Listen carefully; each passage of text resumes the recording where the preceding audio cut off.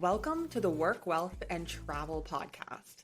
I'm your host, Nicole, and this podcast is your guide to start creating a lifestyle by design.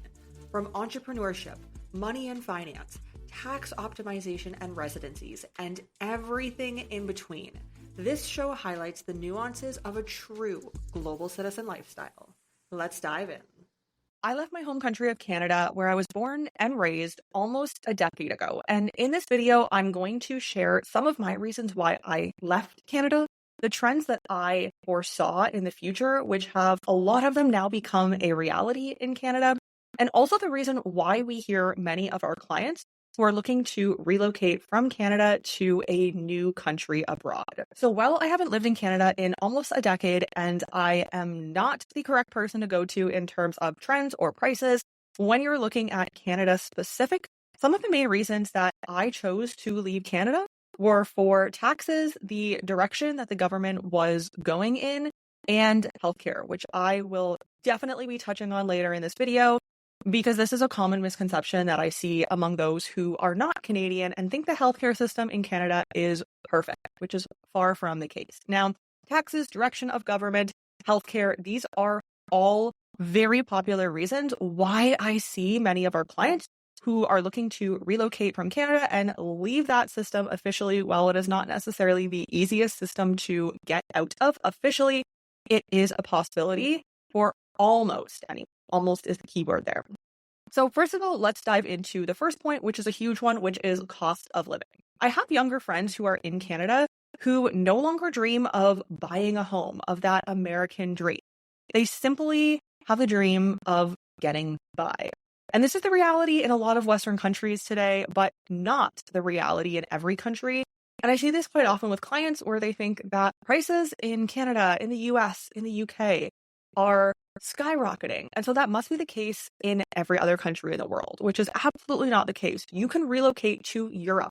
You can buy a house in Panama, in Portugal, in almost every other country around the globe that is not a name brand Western country for a fraction of what you would expect to spend when you're purchasing a home or a new property in a country like Canada. The trajectory of the Canadian American dream has also changed quite a bit. A few short decades ago in the 90s, when, for example, my parents purchased a home and were also not only able to purchase one home, but were able to purchase multiple homes in order to build up a real estate portfolio. That is just not the reality with prices in Canada, in America, and that is just not a reality these days in a country like Canada. I saw a quote recently and it really got me thinking. It stated that the recipient's parents came to Canada in order to give them a better life. But now, did they need to move to a country in South America, a country in Asia or Europe in order to give their kids a better life, where cost of living was lower? Their children could have a higher quality of life, a better education, similar to what their parents were looking for when they came to Canada. Let me know your thoughts about that in the comments below. The next point I'm going to talk about is crime and homelessness. Now, this is especially prevalent in cities, especially in Toronto and the GTA area or a bigger city like Vancouver. However, drugs, drug use, and crime to a degree, but especially homelessness when it's related to drug use, has always been an issue in Canada. Yes, of course, in certain parts of Canada and not in the tourist, beautiful, scenic roads that you see in Canada. However, drugs and homelessness were very much so things that I was aware of from a very young age, living in a somewhat small town in Canada. Not only is this prevalent, of course, in small towns, it's very much so prevalent in these larger cities. Of course, when it comes to crime, there are increasingly more shootings and gun use in Canada than there ever have been in the past as well. So the next one I'm going to talk about is taxation. Now, Canada is by no means known as a low taxing country. However, in some provinces, if you're making over 250,000 Canadian dollars, which is not that much money, you're going to be put into a 50% plus marginal tax bracket, which is absolutely wild when you're looking at 250,000 Canadian dollars. Yes, you can do some things in Canada with that money, but you're not going to be living a lavish luxury lifestyle with that money to only be then put in a 50% plus.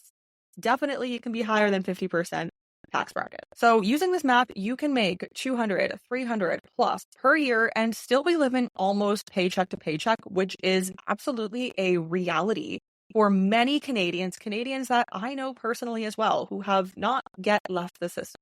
Not only are you looking at getting taxed on your income each year, but there are also a variety of other taxes. Of course, you have sales tax, which depending on the province ranges from 5 to around 15%.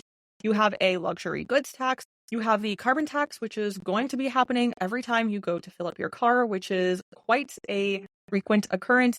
You have capital gains tax, and then of course you have the exit tax. While a lot of these taxes are imposed by high taxing Western countries, again, it's not the reality for every country out there. Just because all you know is Canada, America, or the UK doesn't mean that there aren't other countries in the globe. And trust me, there are countless where you can go to. You can keep almost all of your money, if not all of your money, and pay a 0% tax rate. This is a possibility for absolutely anyone. And you as a Canadian, while it does take time, effort, and money to leave the system, it is still a possibility for you. Reach out to us. The link is below if you're interested in learning more about what that reality could look like for you, just as I have done for myself. So let's talk about another big one, which is lack of services. And specifically, we're going to be talking about healthcare. So healthcare is a big one in Canada, and all of the conversations that I have had with others who are non-Canadian think that we have the best healthcare system in the world. By no means am I saying it's the worst, but it is not the best. And they think that it is a free healthcare system. In theory, yes, it is a free healthcare system. But if you are paying taxes, especially if you're paying higher taxes in Canada, then if you look at it a certain way, it is not a free healthcare system, or you're subsidizing that system for those who are paying low.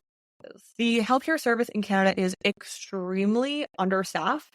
And if you go to a walk-in clinic or a hospital for ER, especially, you could easily be waiting between 4 to 12 hours on average in the ER. At a walk-in clinic, it might be a little bit less, just depending on where the clinic is located.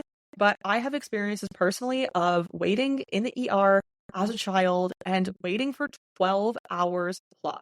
Now, as a contrast to this, when I was in Canada on a short visit, I did need an MRI on my knee. And this MRI was going to take about 6 to 8 months in order to just get the MRI.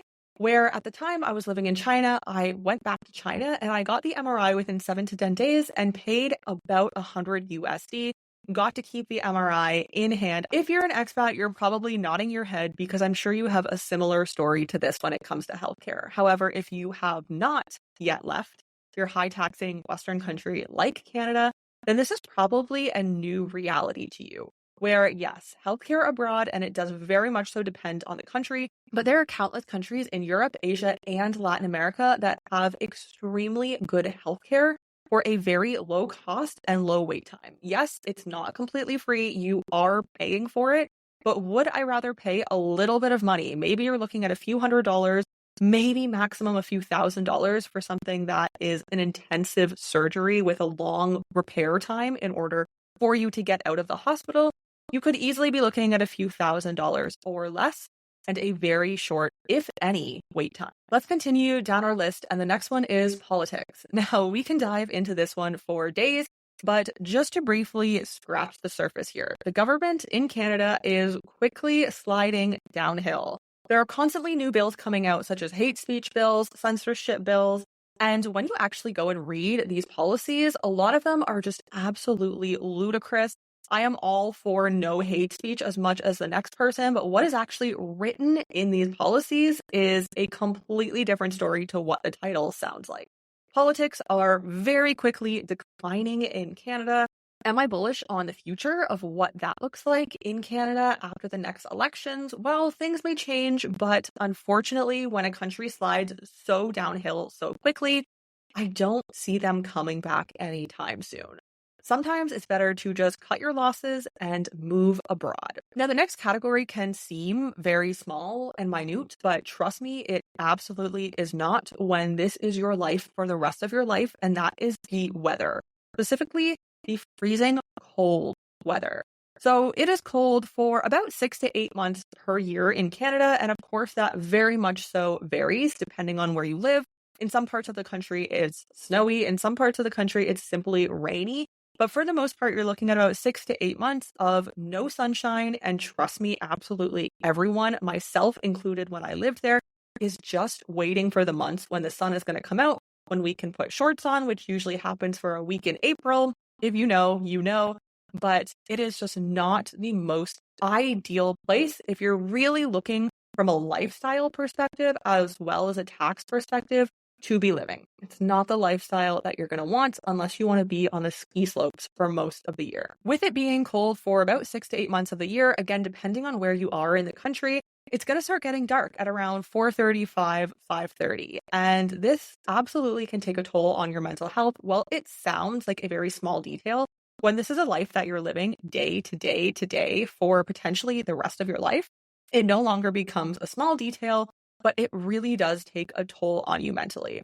Not to mention waking up extra early, freezing your hands just to go start your car, or having to bring 2 pair of boots with you because there's slush outside and you need indoor shoes and outdoor shoes. But this is just the reality of living in a cold country like Canada, where it is cold for most of the year. So on a personal note, one of the big reasons why I chose to leave Canada was for geo arbitrage. Now, if you're not familiar with the concept of geo arbitrage, it simply means earning money in a strong currency, US dollars, Canadian dollars, Australian dollars, and taking that money and living in a country where cost of living is much lower than the country that you earn that money. So essentially, your money is going to be spread much farther. Now, I saw the direction almost a decade ago that Canada was going in, and of course, that has very much so increased since 2020. But prices just continue to go up, and a lot of the middle class were being priced out, unfortunately. And that is very much so the reality that we see today. So I decided to take my investments and to leave the country, live elsewhere while still earning money in high currencies, not necessarily from Canada, but I still was earning money in a very strong currency. So I could live abroad and that money would go so much further in order for me to save, to invest, to do whatever I wanted with that additional margin of money that I now had. So geo arbitrage is a big reason that I hear quoted as to why many are looking to relocate. Again, if you're not going to a Western country, then likely the cost of living anywhere else in the world is going to be lower than your Canada, America, UK, Australia, New Zealand. Name the country. If it's not a Western country, you will be much better off going anywhere else in the world and saving 20, 30, maybe even 50% margin of what you're earning in that country because the cost of living is so much lower. It's been almost a decade, and I can very much so say that I am very happy with my decision to leave Canada. And while it's not the right decision for everyone, and of course you have to make sure the timing is right as well, you can still go back and visit. Now, is this something we recommend doing all the time or every year? Depending on your situation, this may not necessarily be the best situation for you to be in, but you still can go back to the country and you can still keep your citizenship, at least for now. If you're interested in learning more, if you are a Canadian like I am, who's looking to relocate abroad to live either part-time or even full-time in another country, geo arbitrage your life, have excellent opportunities in terms of healthcare, and even have potentially lower crime, drug, and homelessness rate than you can find in some of the major cities in Canada. Reach out to us below. You've just listened to the Work, Wealth, and Travel podcast. If anything from this episode resonated with you, I'd appreciate if you share this podcast on your socials. And of course, be sure to tag us at Work, Wealth, and Travel. And don't forget to leave a review on your favorite podcast platform. Thank you for joining us on this global citizen journey, and we'll see you in the next episode.